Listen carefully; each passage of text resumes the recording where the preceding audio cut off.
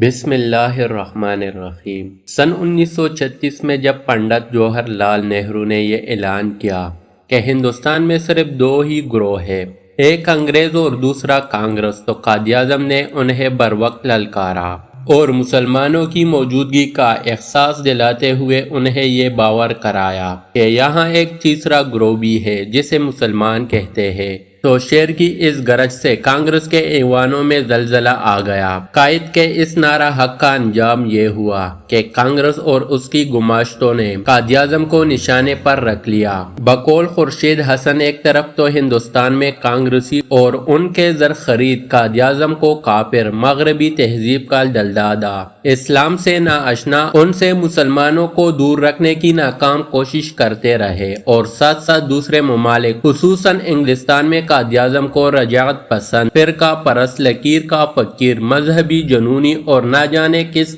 فرضی رنگ میں پیش کر کے انگریز قوم کے سامنے ان کی سیاسی پوزیشن کو کمزور کرتے رہے۔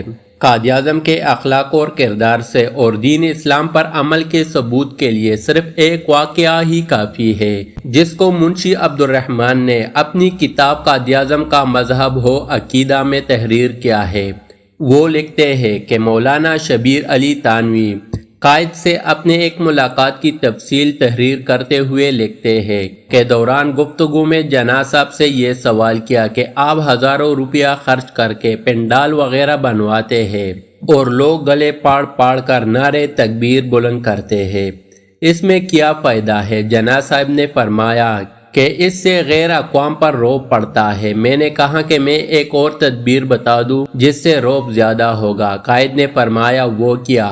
میں نے کہا کہ جب جلسے کے دوران نماز کا وقت آ جائے تو اس 1.25 لاکھ کے مجمع کو لے کر باجماعت نماز ادا کرے، پھر آپ خود دیکھیں گے کہ کتنا روب پڑتا ہے۔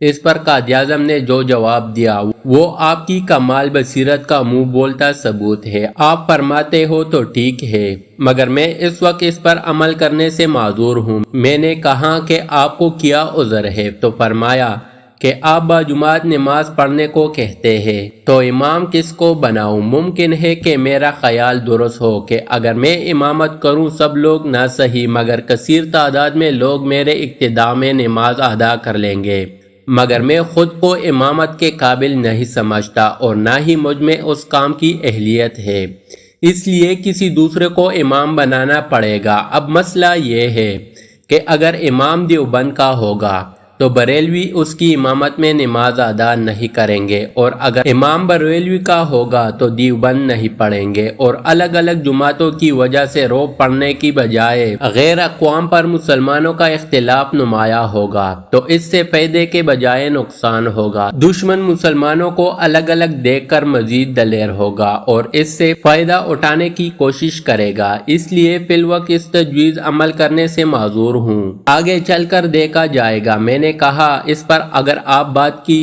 تو بحث طویل ہو جائے گی، اس کے متعلق تو پھر عرض کروں گا۔ اب ایک دوسری بات عرض کرتا ہوں کہ خدا پر بھی تو نماز فرض ہے، آپ کیوں نہیں پڑھتے؟ آپ جلسوں میں اپنا معمول رکھے کہ جب نماز کا وقت آ جائے تو آپ خود مصلی بجا کر نماز پڑھنی شروع کر دیں، کوئی پڑھے یا نہ پڑھے۔ اس سوال کا جواب جو جناح صاحب نے دیا اس کے الفاظ آج تک میرے کانوں میں گونج رہے ہیں، جن کو سن کر مجھے پسینہ آ گیا۔ عام طور پر یہ دیکھا گیا ہے کہ جب انسان کسی اونچے مقام پر پہنچتا ہے تو وہ عجب اور تکبر کا شکار ہو جاتا ہے، وہ خدا کو بھول جاتا ہے اور اپنے اوپر کیے گئے کسی بھی اعتراض کو اپنی توہین سمجھتے ہوئے اعتراض کرنے والوں کو قرار کی سزا دینے کے احکامات جاری کر دیتا ہے۔ مگر ہمارے قائد کی شان ہی نرالی ہے۔ جب مولوی صاحب نے پوچھا کہ آپ پر بھی تو نماز فرض ہے، آپ کیوں نہیں پڑھتے؟ یاد رہے کہ یہ سوال مجمع عام میں ہو رہا تھا،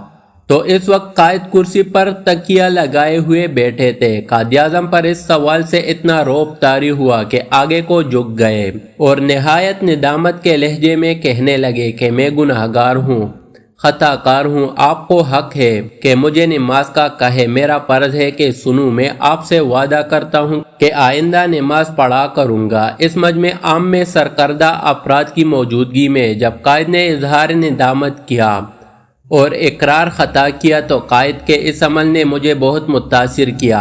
میں قائد کے اس جواب کے بعد میں نے پھر کہا دیکھیے یہ جناح کا وعدہ ہے۔ جناح جتنا اپنے اصولوں کا پکا ہے اتنا ہی اپنے وعدوں میں بھی پختہ ہے۔ یہ کسی چلتے پھرتے عام آدمی کا وعدہ نہیں کہ وہ وعدہ کیا اور بھول گیا۔